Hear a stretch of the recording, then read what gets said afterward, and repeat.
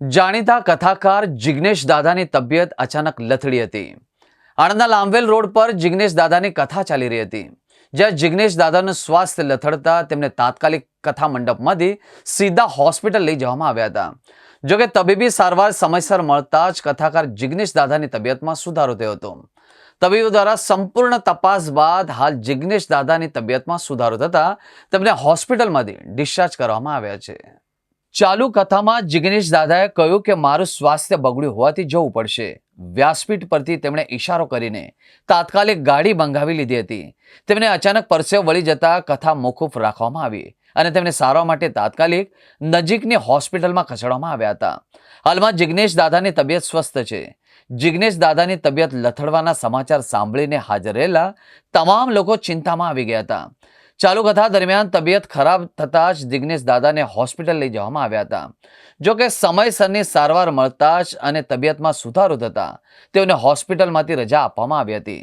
સૂત્રોના જણાવ્યા અનુસાર ઉપવાસના કારણે નબળાઈના લીધે તબિયત લથડી હોય તેવું શક્ય છે। હોસ્પિટલમાં ચેકઅપ પછી તબિયતમાં સુધારો થતા હાલ જિગ્નેશ દાદા આણંદ નિવાસસ્થાને આવ્યા છે। આજે રાબેતા મુજબ કથા યોજાશે તેમ જણાવ્યું હતું।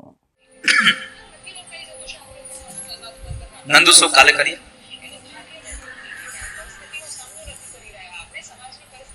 नंदू सो काले करिए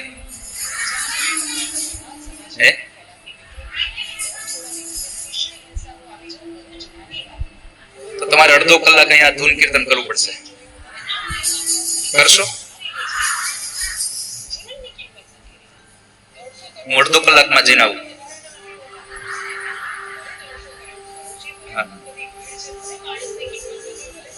અડધો કલાક તમે ધૂન કીર્તન કરશો આજ ને આજ કરવું હોય તો, જો કાલે કરવું હોય તો કથાને વિશ્રામ આપી દો।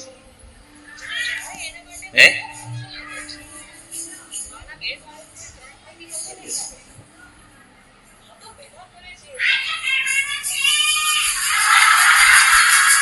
મને ખબર છે તમે તૈયાર થઈને આવ્યા છો। મારી પણ ઈચ્છા એવી છે કે આજે નંદુત્સવ થાય, પણ તમે આને બેઠે કે વધીને અડધો કલાક વધીને મેક્સિમમ થાય આ બેઠા રહેશો તો હમણાં ગયો ને હમણાં આવ્યો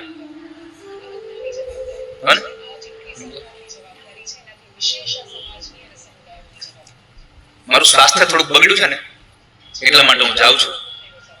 હમણાં આવ્યો બિપિન કુમાર ગાડી ગાડી નીત ક્યાં છે? નીત ડોક્ટર આપ ધૂન કીર્તન કરો, કેમ કે મને થોડો પરસેવો વધારે પડતો વળે છે એટલા માટે આવ્યો હમણાં। ચિંતા ન કરશો, બસ ભગવાનની પ્રાર્થના કરો, નંદોત્સવ કરીશું આપણે।